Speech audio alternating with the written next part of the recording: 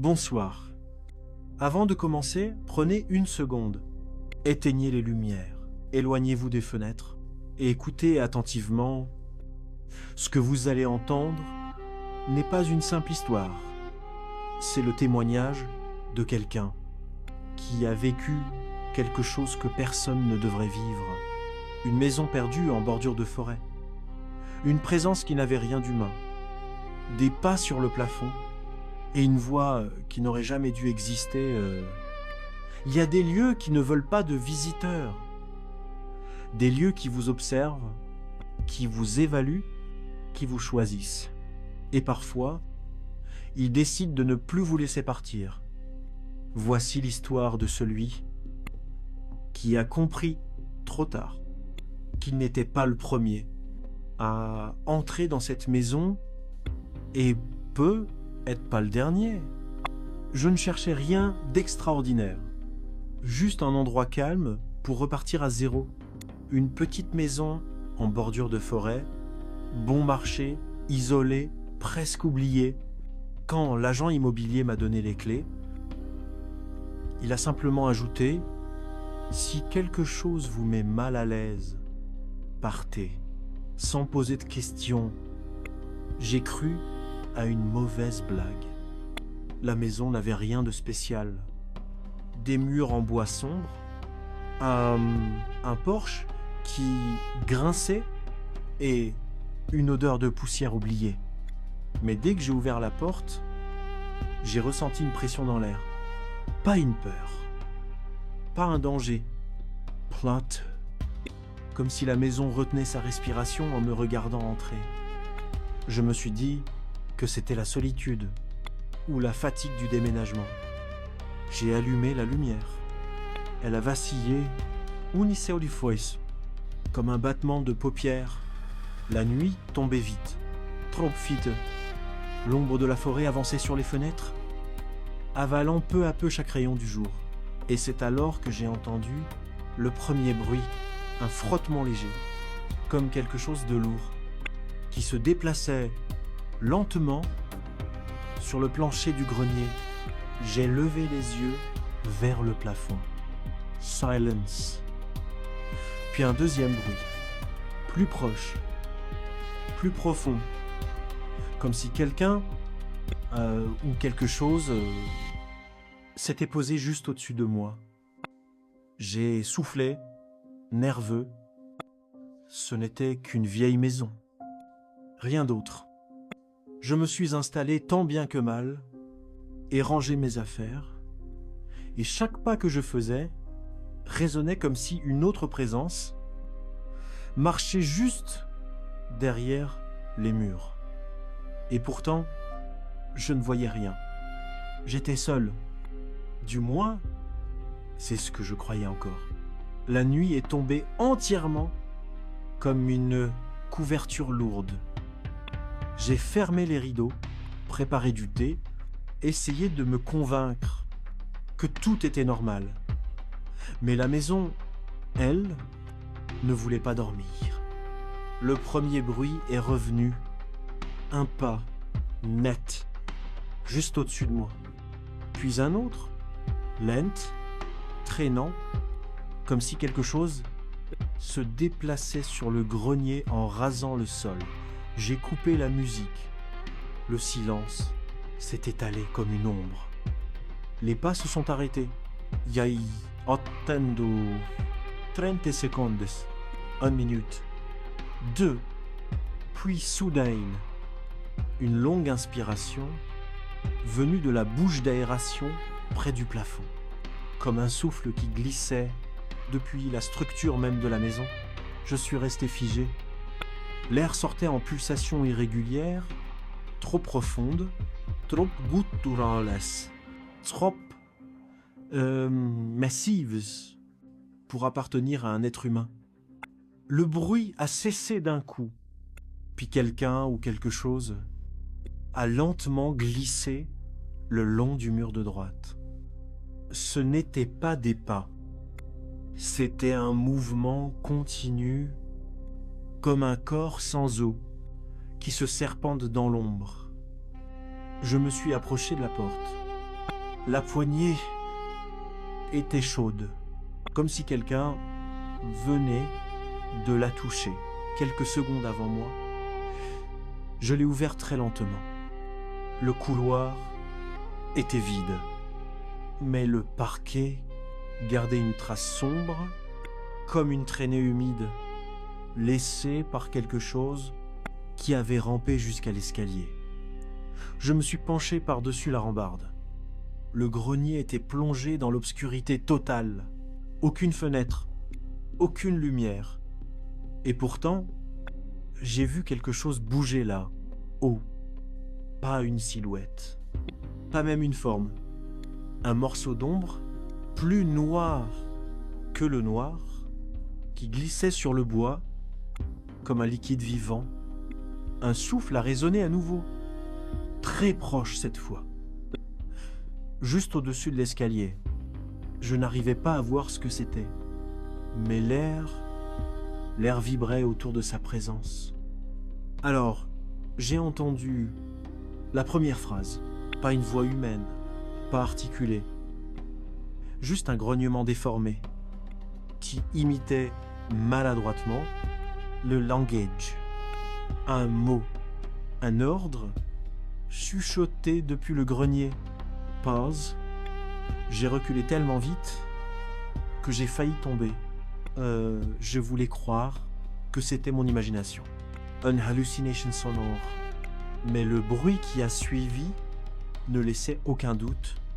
Una main énorme, ou quelque chose qui en avait la forme, a commencé à gratter le plancher du grenier, lentement, insistante, comme si le monstre traquait le chemin qui menait à moi. Et j'ai compris quelque chose avec une clarté glaciale. Ce n'était pas une voix qui imitait un mot humain que quelque chose avait entendu avant et qu'il répétait maintenant comme un avertissement ou une revendication. Je suis resté immobile un long moment, la main crispée sur la rampe, incapable de détourner le regard du grenier obscur. Le silence s'est étiré, au point d'en devenir vivant.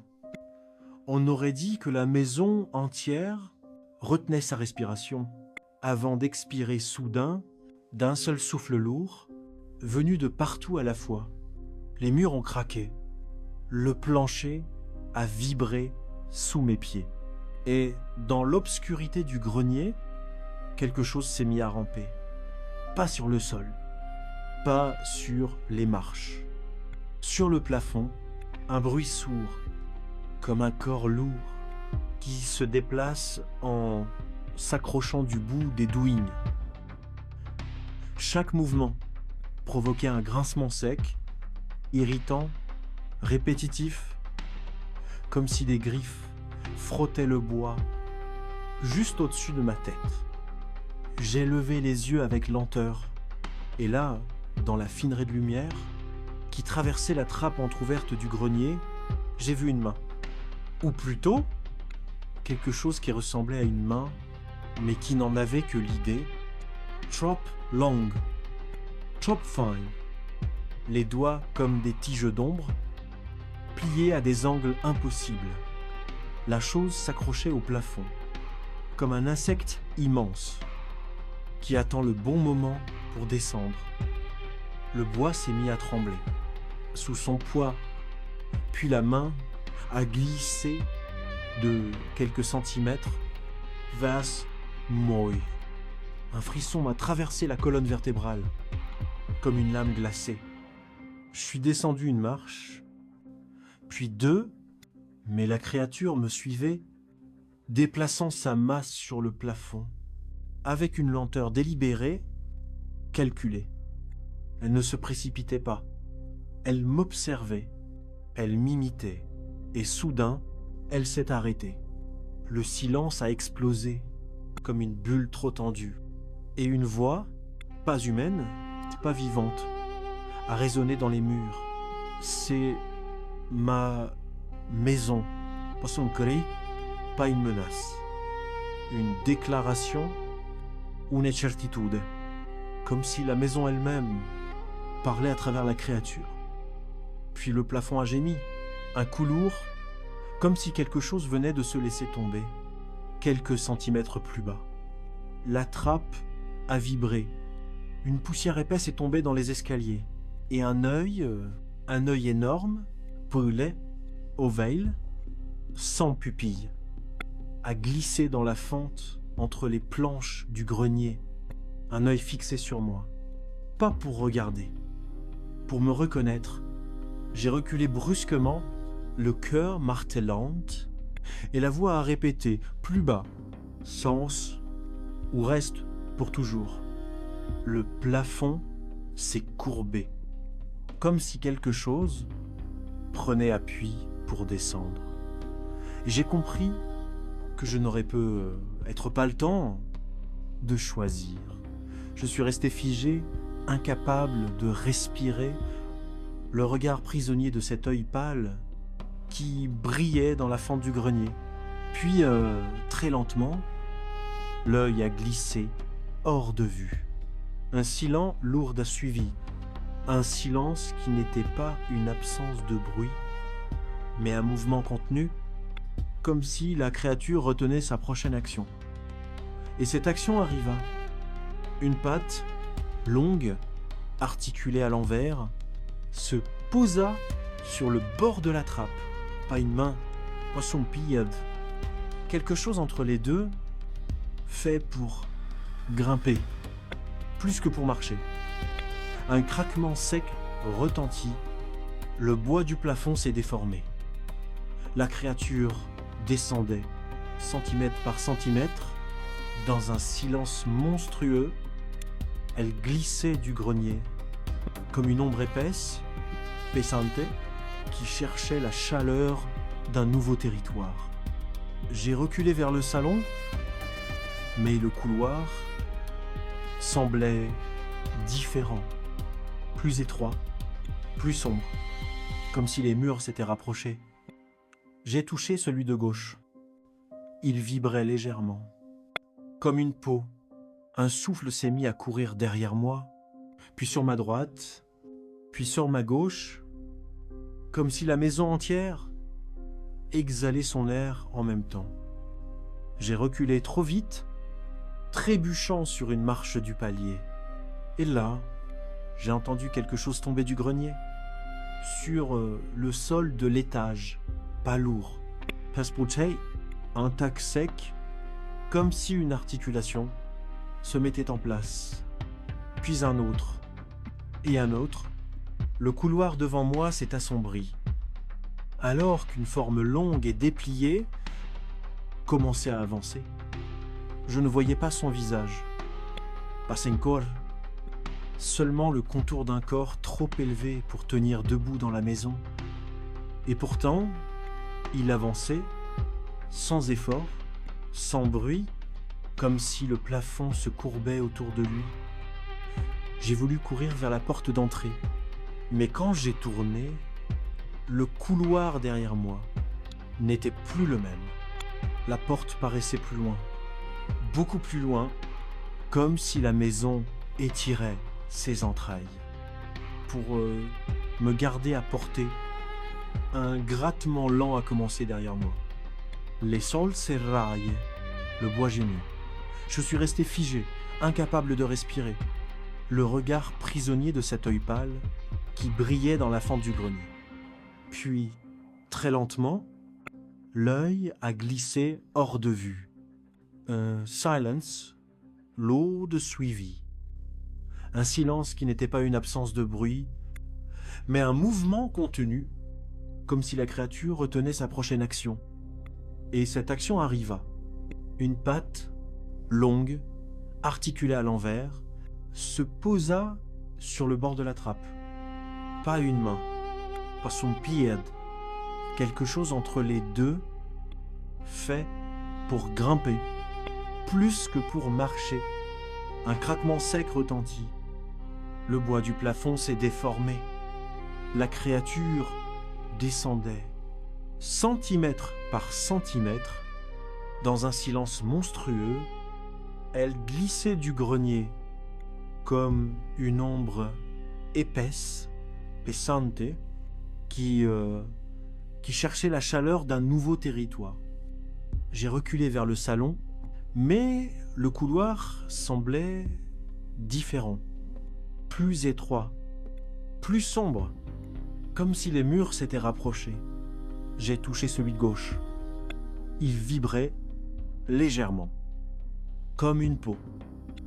Un souffle s'est mis à courir derrière moi, puis sur ma droite, puis sur ma gauche, comme si la maison entière exhalait son air en même temps. J'ai reculé trop vite, trébuchant sur une marche du palier. Et là, j'ai entendu quelque chose tomber du grenier, sur le sol de l'étage. Pas lourde, pas potée. Un tac sec, comme si une articulation se mettait en place. Puis un autre et un autre.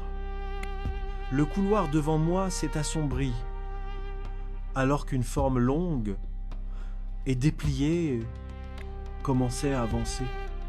Je ne voyais pas son visage, pas son corps, seulement le contour d'un corps trop élevé pour tenir debout dans la maison.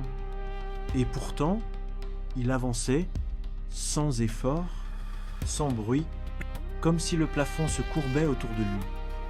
J'ai voulu courir vers la porte d'entrée. Mais quand j'ai tourné, le couloir derrière moi n'était plus le même. La porte paraissait plus loin, beaucoup plus loin, comme si la maison étirait ses entrailles pour me garder à portée. Un grattement lent a commencé derrière moi. Les sols s'éraillent. Le bois gémit. La maison n'a jamais été retrouvée, ni par les voisins, ni par les autorités, ni sur aucune carte.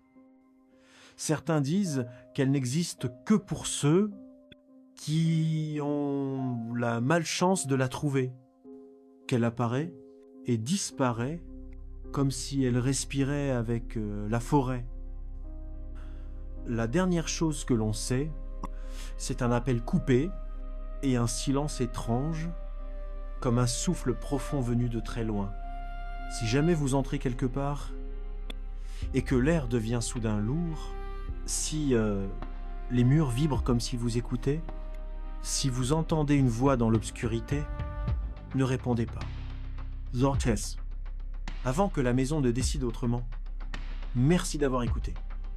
Et souvenez-vous, certaines portes ne devraient jamais être ouvertes. Et certaines maisons ne vous laisseront jamais repartir.